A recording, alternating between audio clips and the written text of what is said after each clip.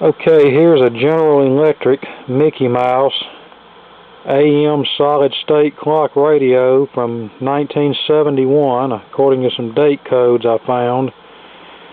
And this is one that I'm going to be repairing shortly.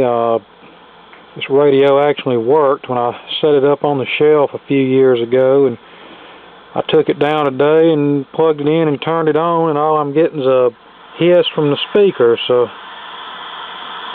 no stations. So, and when I first turned it on, it made a squealing sound, so I'm hoping it's just capacitors that have gone bad from this thing sitting up for so many years. And I want to replace the power cord. You can see the green corrosive junk coming out of this one, which I've seen on a lot of old power cords, especially on GE stuff and some RCA stuff. Turn it around and let you see the back.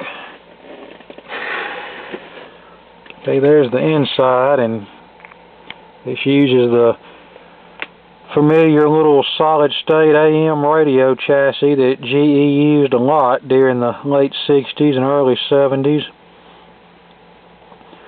But one difference I see is this set uses an isolation transformer right here, whereas most of these radios just used a hot chassis configuration, had the AC line going directly into the chassis.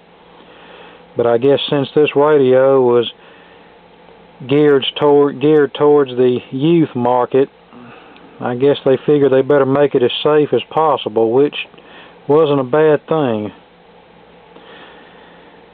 Okay, that's about all for right now, and hopefully I'll be able to demonstrate this thing again in operating condition very soon, but I think it's probably just going to need some electrolytic capacitors. As you can probably see, it's got several of them on the chassis, and they do go bad after 40 years, so